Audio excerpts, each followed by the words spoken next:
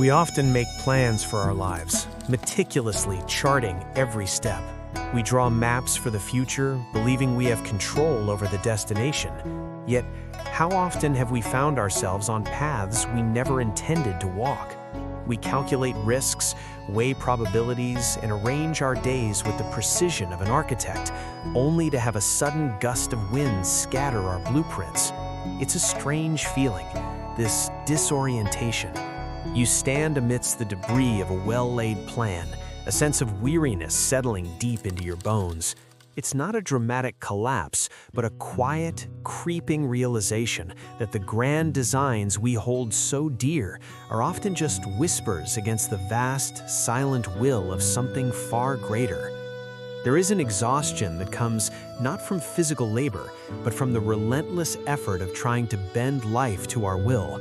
The more we try to control every outcome, the more we find ourselves entangled in a web of our own making.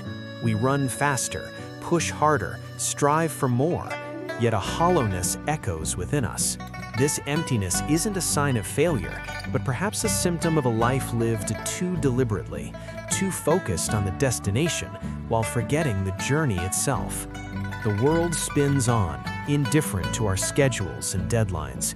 The sun rises and sets, seasons change, and life flows in its own inscrutable rhythm.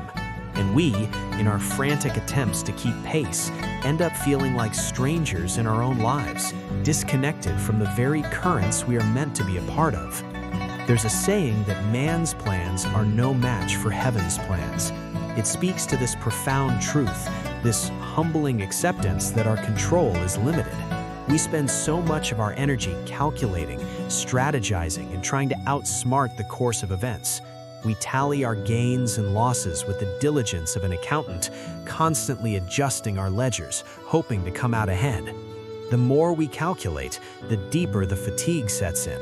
It's a weariness of the soul, a drain that comes from living in a state of constant vigilance.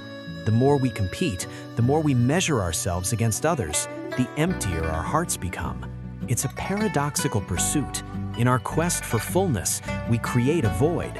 We build walls of ambition and comparison, only to find ourselves isolated within them, listening to the hollow echo of our own striving.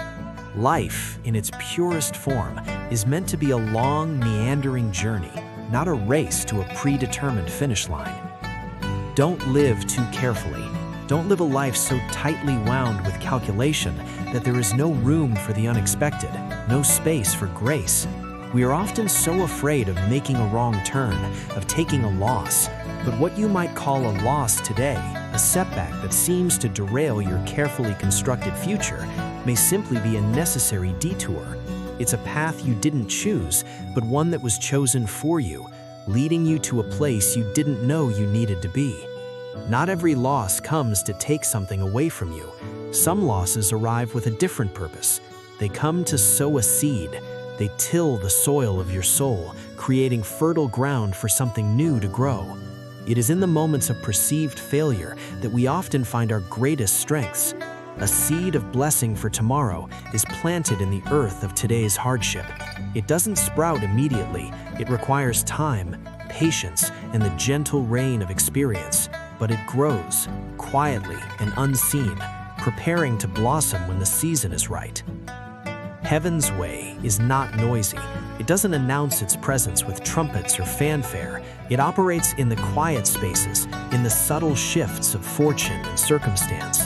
Its movements are not obvious. They are not hasty, not rushed. There is no grand spectacle, no ostentatious display of power. But its justice is undeniable, its balance perfect. Heaven's way is very fair. It doesn't play favorites or bend to the whims of the powerful. It is a silent, steady force that always stands on the side of those who live with integrity, with a virtuous heart. It favors those who do not do evil for the sake of immediate gain, those who refuse to compromise their principles for a fleeting advantage. In a world that often seems to reward the ruthless and the cunning, this can be a difficult truth to hold on to. But the arc of existence, though long, bends towards a quiet, unassailable justice. The rewards may not be immediate, but they are certain and enduring. Life has two very rare gifts, two treasures that cannot be bought or seized through force. The first is a generous heart, one that gives without expecting anything in return, that finds joy in the act of giving itself. The second is a soul that knows how to let go, a soul that can release its grip on past hurts, on future anxieties, on the relentless need to be right. With these two gifts, the frantic struggle of life begins to soften. There is no need to compete with such desperate urgency. There is no need to fight for every inch of ground, to prove your worth at every turn. You can simply live. You can live kindly, with compassion for yourself and for others. And when you do, you will find that good days will come. They won't arrive with a thunderous roar, but in a very gentle way. Like the first light of dawn creeping over the horizon, they will illuminate your world softly, bringing a warmth and peace that you never thought possible. True superiority is not found in the clamor of the world. Superior people are not defined by their eloquent words, by their ability to persuade and command attention, nor are they defined by clever schemes, by their intricate plans to outmaneuver others. True superiority resides within. It is found in a heart that is sufficiently forgiving, a heart that has the capacity to absorb the slights and injuries of life without becoming bitter. It is found in a virtue that is calm enough to stand firm in life, to remain unshaken by the storms of fortune. This is an inner strength, a quiet resilience that doesn't need to announce itself. It is a rootedness, a sense of being grounded in something deeper and more meaningful than the fleeting triumphs and defeats of the material world.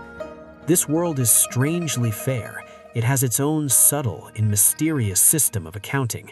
The universe, in its own time and in its own way, balances the scales. What you give with a sincere heart, with no hidden agenda or expectation of reward, will come back to you. This is not a transactional law, but a spiritual one.